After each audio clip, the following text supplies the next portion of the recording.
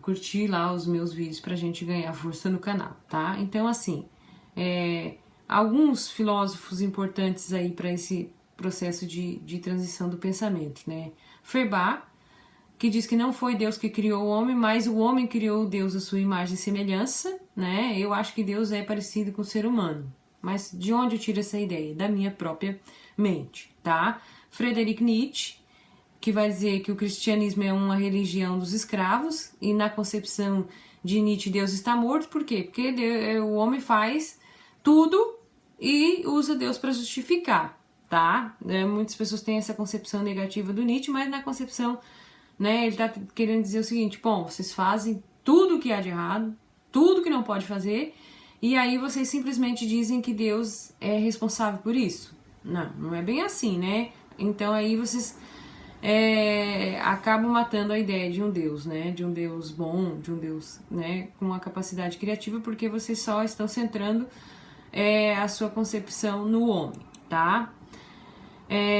Então, assim, as ciências humanas e sociais, né? Elas trazem o desenvolvimento da ciência da natureza, a intervenção nos fatores sociais e a necessidade de compreender o que ocorria na sociedade. Então, as ciências humanas, elas vão utilizar aí da ciência da natureza para fazer uma intervenção nas ciências, nos fatos sociais, nos fatores, nos acontecimentos sociais, e para tentar compreender a sociedade, tá? As ciências se dividiam em ciências naturais e ciências humanas.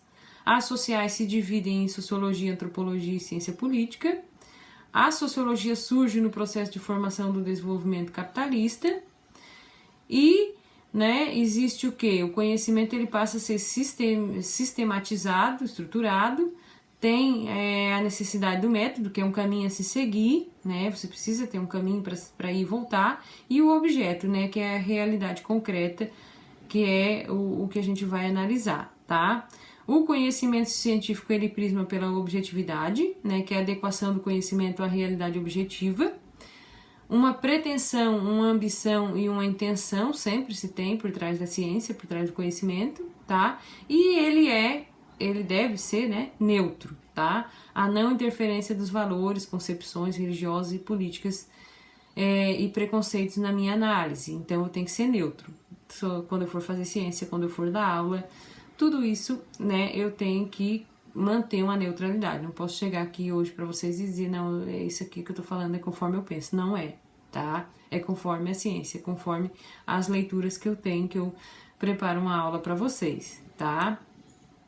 E agora a gente vai falar um pouquinho sobre as questões metodológicas nas ciências humanas, tá? Então existe uma crise nas ciências humanas. Por quê? Qual é o método adequado das ciências humanas, né?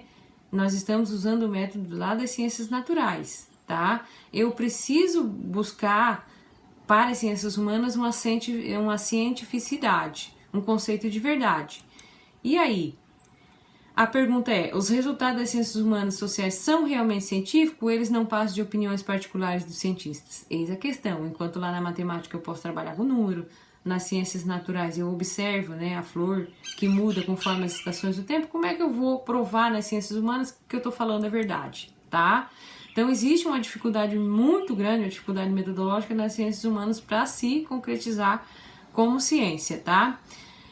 E aí as ciências naturais, elas têm como objetivo as coisas da natureza, que são exteriores ao universo humano, né? Não são vontades, não são pensamentos, não são vaidades, mas são coisas que eu vejo no dia a dia. Nas ciências humanas, né, o objeto ele se identifica com o próprio sujeito, né, do conhecimento, o que torna difícil, né? Como é que eu vou falar que o fulano agiu por vontade se eu trago comigo o juízo de valor sobre o que é vontade? Então é muito difícil de separar essa questão do objeto e método nas ciências sociais e nas ciências naturais, tá? Nas ciências naturais é relativamente fácil isolar e delimitar, por exemplo, um vírus, né, o objeto do conhecimento. Já nas ciências humanas, esse recorte é muitas vezes inviável, porque os fenômenos humanos são imensamente complexos. Não há como separar o psíquico do histórico, por exemplo, tá? Ou o econômico do social, ou o político, ou o cultural. Então é muito difícil. Como é que eu vou isolar um ser humano para ver como que ele age numa determinada situação. Não posso, né? Até porque quando eu faço pesquisa com seres humanos hoje, existe uma série de critérios para mim avaliar. É muito difícil. Eu tenho que passar por um comitê de ética que vai dizer, não estou invadindo a privacidade do sujeito, né? Esse sujeito ele não vai ter uma crise de pânico quando eu estou realizando essa pesquisa, então é muito complicado, né? Essa pesquisa na área social, tá? Nas ciências naturais, o controle das interferências ideológicas do cientista é facilitado pela exatidão do método, tá? Eu não posso dizer que o clima, que um determinado rio está poluído por meio das minhas interferências pela minha percepção ideológica. Eu vou avaliar e vou dizer, ou ele tá ou ele não tá, né? Eu acho que isso é poluição, relativamente não é poluição. Não, não é assim que funciona nas ciências naturais, né? Já nas ciências humanas, né, o controle é impossível. Por quê? Por causa da inserção social do cientista no próprio fenômeno estudado. Eu faço parte da sociedade. Então, falar para mim desigualdade é complicado falar e manter uma neutralidade, manter um distanciamento. Por quê? Porque eu posso ser uma pessoa que sofre discriminação, né? Tá sendo tratada com desigualdade. Então, isso é muito complicado nas ciências humanas, separar o objeto do método, se manter distante, tá? Outra grande dificuldade consiste no problema da experimentação, né? Isso é viável nas ciências naturais, que a gente consegue isolar situações no laboratório. Vamos isolar o coronavírus lá para analisar. Já nas ciências humanas, esse procedimento é inaplicável. Por quê? É inútil para as humanidades porque as reações e motivações das pessoas diante dos eventos da vida social são variáveis, são subjetivos e são imprevisíveis. Hoje eu reajo assim, semana que vem eu reajo diferente, tá? O que eu penso hoje não quer dizer que eu vá pensar igual na semana que vem, tá? E ainda o problema da linguagem, né? Nas ciências naturais, elas se concretizam pelo rigor e exatidão dos conceitos. Porém, os fenômenos humanos eles não são redutíveis à qualificação, a cálculo, né, em razão de sua forte carga valorativa, simbólica e psíquica. Então não posso nunca usar uma determinada linguagem para um determinado fenômeno dentro das ciências humanas. Por quê? Porque pode variar. Por quê? Porque as coisas têm significados diferentes, assim como as palavras. O que significa para mim aqui hoje, né, nesse contexto, não significa para um outro pesquisador em um determinado contexto, em outra determinada realidade social. Então é difícil de adotar uma linguagem universal dentro das ciências humanas, tá, pessoal?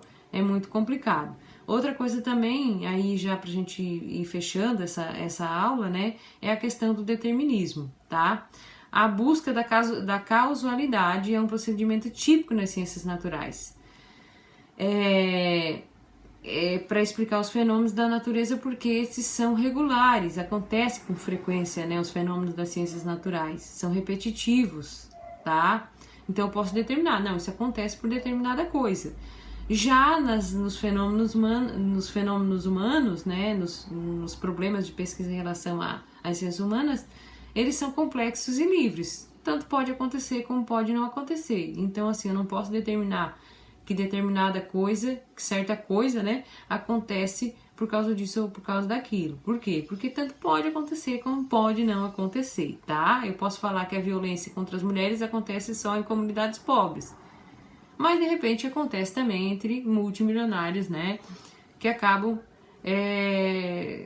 aí acometendo de violência as suas companheiras, as suas parceiras. E isso varia de situação por situação, então não tem como eu determinar. Muito difícil, tá?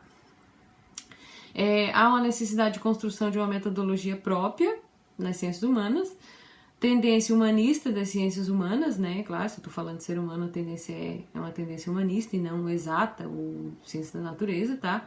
E as relações humanas, elas passam a ser concebidas não mais como objeto em si ou como um fato, mas sim como um fenômeno dotado de totalidade, complexidade e significado, tá? O fenômeno humano não é um objeto delimitável, isolável, qualificável, verificável, mas algo vivo, complexo e histórico, tá? A noção de verdade se afasta das ideias gregos e latinos, que pressupõem a verdade como algo absoluto. Nas ciências humanas isso não acontece. E aí tem como verdade o consenso de comunidade científica, sempre provisória e precária, que durará até que o curso histórico do próprio conhecimento promova a suspensão e que ele seja refeito, reinventado. Então, assim, essa história de estar sempre reinventando a roda dentro das ciências humanas, ela é muito comum, né? Porque hoje eu estudo a sociedade capitalista, mas se a sociedade capitalista deixar de existir, eu vou ter que reinventar aí um outro objeto de análise, tá, pessoal? Então, eu acho que encerramos por aqui essa unidade, tá? Mas logo estarei postando as video slides e depois a gente está preparando aí as videoaulas para explicar o que está lá nos slides, tá, gente? Então façam as atividades no Siga e não esqueçam de se inscrever e curtir aí as coisas do canal, tá? Obrigado, uma boa semana a todos e a gente volta logo a se falar aí. Um beijo!